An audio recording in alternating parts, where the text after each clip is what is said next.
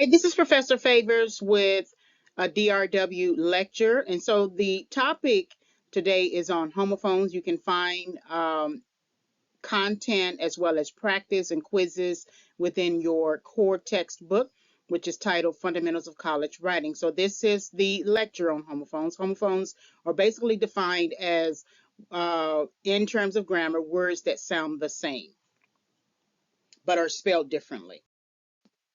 So if we look at three major categories of homophones, we have location, possessive, and contraction. And they all sound the same. And the only time that you can sort of change the sounds of each of these words is just to maybe use it in a contraction form. But if we look at the three categories, location, possessive, and contraction, we notice that there is a difference between how you use there to tell you or to tell somewhere where a house is located, how you use there to um, identify possession. So it is their house, it is their purse, it is their home. And then they are or their refers to the contraction form. And so they are living in the house on the corner, or they're living in the house on the corner. And then as you conjugate the sentence based upon the subject and the verb, the use of there in terms of possessive, and then the contraction is going to change the sentence as well. So if we look at there are houses on the corner, houses, of course, is the noun in the sentence or the subject of the sentence. And then because it is in plural form, you are using the plural form of the be verb, which is are.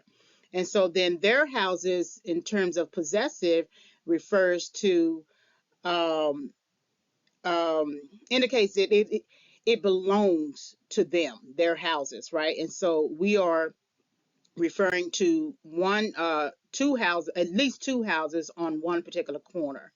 And then the contraction form of it, they're living in those houses on the corner. Um, and so because we are referring to houses in the plural form, the use of these or those would change as well. So these are the homophones under three major categories. And then here are examples of homophones. And so you have two, and two. Two in terms of going towards something. I want to go to the house, right? John likes to read books. And then extreme also, and sometimes we may use to in terms of in addition. So I want to go to the house too. Jack likes to read books too. And then the number two, I want the two of us to go to the house too. The two of them like to read books too. So notice just the difference. Usually the to, the two, is usually goes before an infinitive like to go. And then, of course, when you are heading in a direction, you would use to. And then the extreme also, or in addition to something that you are already doing, that's what you would use the T double O. And then, of course, the number two should be clear. So these are your homophones for two. And then your homophone for your and you are, or you, your. So your, just like there, tells you indicates possession. So your house is nice. Take me to your house. I cannot take your house from you. Your house is your house. Your homeowner days are over. So that tells you what possession, who possesses something, or whether you possess something. And in the contraction form, you are a homeowner. You're a home. You're home. You're going to have to give up your house. You're a homeowner. You're not a homeowner. So again, notice the difference between your in terms of possession and your and you are or your in terms of contraction. And then affect, effect, a lot of times we use these wrongly. And so affect is always something that refers to influence or influence to change. And then effect is always something that refers to the effect or result of something. So affect is a verb, and effect is a noun. But affect can be a noun depending upon the type of sentence it is. So let's look at the first sentence. Jane's absence affects her attendance grade. So we're looking at it in terms of a verb, that one thing is affecting another. Jane's affect towards school is affecting her attendance grade. So then affect here refers to mood and attitude, which can function as a noun in this sentence, right? And it can also function as a subject in this sentence because it's a particular type of affect. And then absences affect students' attendance grade. Pay attention to the subject of the sentence is absences, and then that is in plural form. So that means that the verb is going to be in plural form, affect. And then when we are looking at more than one absence, we also have to look at to what the absences are referring, or to whom. So students is in plural form, and anytime we want to denote possession, we add the, if it's an individual, it is student apostrophe S. But if it's more than one student, it is students, then the apostrophe, and then attendance grade. So notice that all aspects of this sentence are in plural form. That means from absences as subject, affect as in verb, students, and then grades. Let's look at the result in terms of a noun for effect.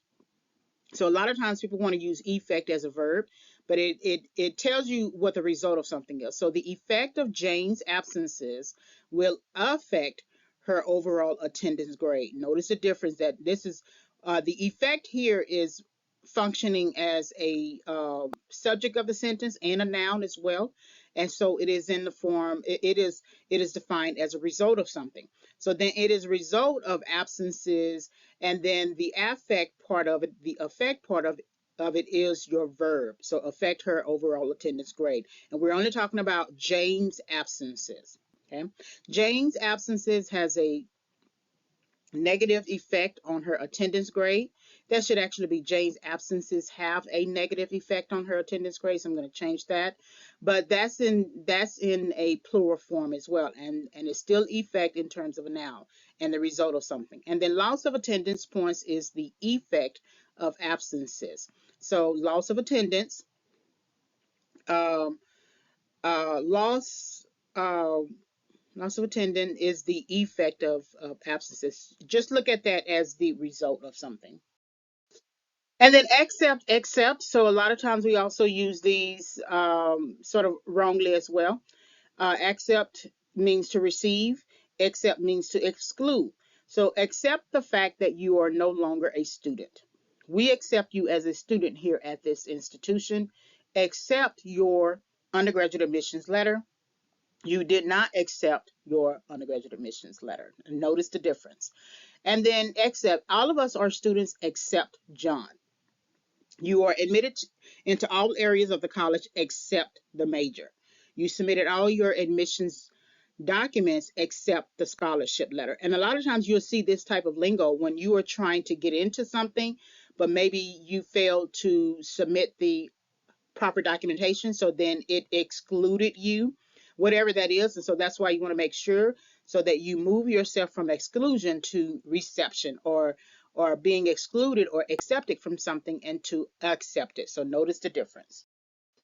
So your next steps is to log into eCampus, click the quizzes tab, and then take the Homophones quiz. Please send me an email if you have any questions, but definitely refer to the college textbook first, and you will find most of your answers there.